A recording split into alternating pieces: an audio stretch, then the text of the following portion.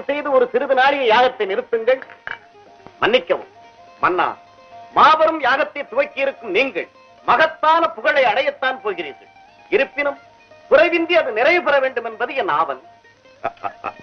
அமைச்சரை, இந்த தட்சன் நடத்தும் யாகத்தில் எவருக்கும் எக்குறையும் இருக்காது, இருக்கவும் கூடாது. அப்படி இருந்தாலும் அதை என்னால் மன்னிக்கவும் முடியாது. அப்படியானால் தங்கள் மகளையும் ஈஸ்வரனையும் அழைக்காமல் இந்த யாகத்தை துவக்குவது உண்டாக்குகிறேன். எனக்கு எவரை அழைத்தாலும் அந்த ஈசனை மட்டும் அழைப்பதாக இல்லை. எனக்கு தெரியாமல் அவனை மணந்த தாட்சாயணியை என் மகளாக கருதப் போவதும் இல்லை. மருகன் என்ற முறையில் அழைக்காவிட்டாலும் மகேஸ்வரன் என்ற வகையில் அவருக்கு அளிக்க வேண்டிய அவிர்வாகத்தையாவது கொடுத்துவிட்டு துவைக்கினால்தானே யாகத்திற்கு பூர்ண பலன் கிடைக்கும். இளனை, பலனை பற்றிய கவலை எனக்கு இல்லை. பலனை அழைக்காமல் இந்த தட்சன் ஒருவன் தான் யாகத்தை நடத்தினான் என்று பலர் சொல்லி கேட்க வேண்டும். அத்துடன் பழிக்கு படி தீர்க்க வேண்டும். எப்படி என்னை ஒதுக்கிவிட்டு என் மகளை திருமணம் செய்து கொண்டானோ அதே போல் அவனை ஒதுக்கிவிட்டு நான் யாகத்தை முடிப்பதுதான் அவனுக்கு அளிக்கும் தக்க தண்டனை. நடத்துங்கள் யாகத்தை. நிறுத்துங்கள் யாகத்தை. யாரது? அப்பா, இது என்ன அக்கிரமம்? அனைத்து உணர்ந்த தாங்களே அழைக்க வேண்டியவர்களை அழைக்காமல் யாகத்தை துவக்குவதா? என்னை மதிப்பவர்களை நான் அழைத்து விட்டேன். பழிக்க தவறியவர்களை எதிர்க்கவும் துணிந்து விட்டேன். வேண்டாமப்பா இந்த விபரீத எண்ணம். ஈசனை எதிர்க்கிறேன் என்று பேசுவதே தவறு. அதிலும் என்னை வைத்துக் கொண்டு பேசுவது மாபெரும் தவறு. தவறோ சரியோ முறையோ ஈசனை அழைக்க மாட்டேன். இந்த உறுதியில் இருந்து எவர் தடுத்தாலும் கேட்க மாட்டேன். அப்பா, ஆத்திரத்தில் அறிவிழக்காதீர்கள். மாமன் வீட்டில் மாபெரும் விழா நடக்கும் சமயம் மருமகன் இல்லாமல் இருப்பது தவறென்று உங்களுக்கு படவில்லை? மருமகன் யாரவன்? அப்பா, அந்த ஈசன் எனக்கு மருமகன் அல்ல, நீ எனக்கு மகன் அல்ல. சென்றுவிடு. திரும்பி செல்லத்தான் வந்தேனே தவிர உங்கள் இல்லத்தில் நிரந்தரமாக இருக்க வரவில்லை. அத்துடன் தகாத முறையில் சென்று அழிவுக்கு வழி தேடிக்கொண்டான் தட்சன் என்ற தவறான பெயரை எடுத்து விட வேண்டாம் என்று தடுத்து சொல்லவே நான் வந்தேன். நீ யார் என்னை தடுக்க?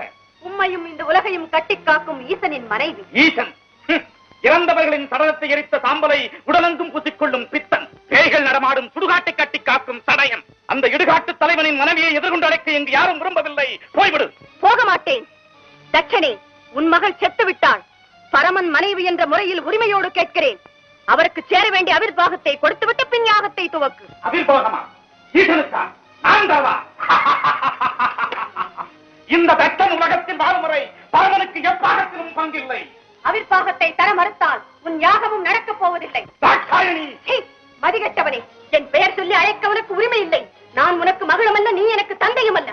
உன் யாகம் அழியட்டும், உனது ஆணவம் ஒழியட்டும். ஆண்டவனை மதிக்க தவறியவர்க்கெல்லாம் உனது சரித்திரம் ஒரு பாடமாக அமையட்டும். உனது அறிவு, நீ பெற்ற வரங்கள் அனைத்தும் தொலைந்து போகட்டும். உன் அகந்தைக்கு தக்க தண்டனை கிடைக்கட்டும். தக்க தண்டனை கிடைக்கட்டும். தக்க தண்டனை கிடைக்கட்டும். சுவாமி, இறைவா, பிரபு, பரம்பொருளே. எங்கு வந்தாய்? எதற்காக வந்தாய்?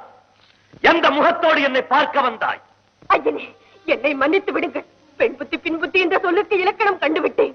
பாசத்திற்காக சென்று பலனை அனுபவித்து விட்டேன். போதும், நான் பட்டது அனைத்தும் மறந்து அடியாரை ஏற்றுக்கொள்ளுங்கள். உன்னை இனி நான் ஏற்றுக்கொள்வதா? யார் நீ? நான் யார் என்பதை கூடவா மறந்து விட்டீர்கள்? நினைத்தாலும் நினைவிற்கு வரவில்லை. உங்களையே சதம் என்று நம்பி வந்திருக்கும் என்னை சோதித்து விடாதீர்கள். ஏற்றுக்கொள்ளுங்கள். என் சொல்லை மீறி என் வாயிற்படியை கடந்த போதே என் மனைவி இறந்து விட்டாள். என் பரம எதிரி தட்சனின் மகள் தாட்சாயணி தான் இப்போது வந்திருக்கிறார். இல்லை இல்லை, இனி ஒரு முறை என்னை தட்சன் மகள் என்று சொல்லாதீர்கள். அவர் எனக்கு தந்தையும் அல்ல, நான் அவருக்கு மகளும் அல்ல என்று ஊரறிய சொல்லிவிட்டு அவர் யாகமும் முடியாமல் போகட்டும் என்று சபித்து விட்டு வந்தேன். உன் சாபம் அவனை ஒன்றும் செய்யாது. என்னால் ஏவப்பட்டிருக்கும் வீரபத்ரன் இந்நேரம் தட்சனை பழிவாங்கி யாகத்தையும் அழித்திருப்பான். எப்படியோ தொலையட்டும். என்னை பொறுத்தவரை தவறை உணர்ந்து விட்டேன்.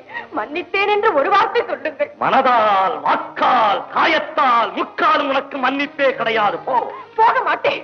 உயிரை விட்டாலும் உங்கள் திருவடிகளில் விடுவேனே தவிர இந்த இடத்தை விட்டு ஒரு கணமும் என்னால் பிரிந்திருக்க முடியாது. கிடையாது.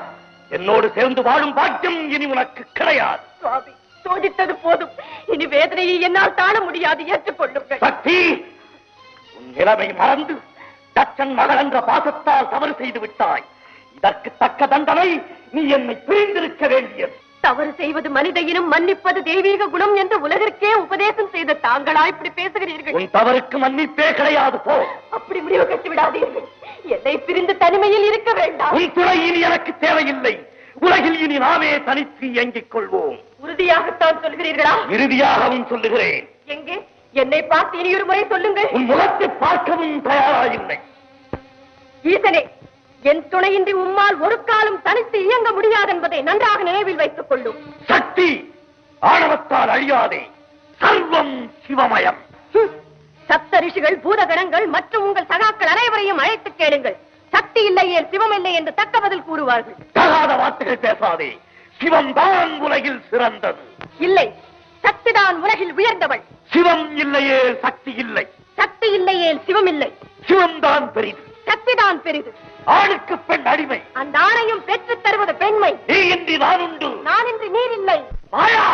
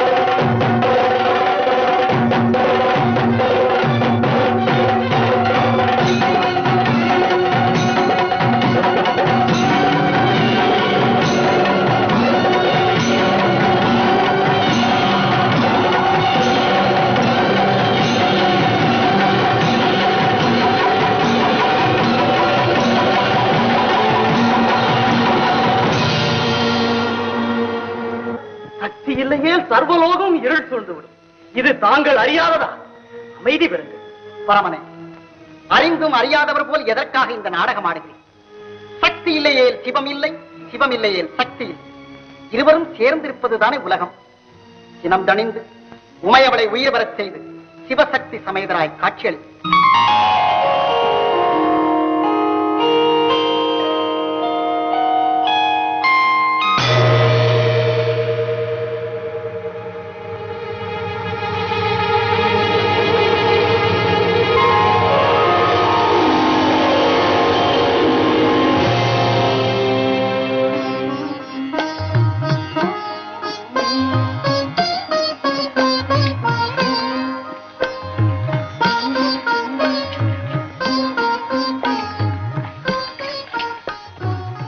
வேதநாயகா, தங்களை விட்டு பிரியக்கூடாது என்ற மனவேகத்தில் தவறாக பேசிவிட்டேன்.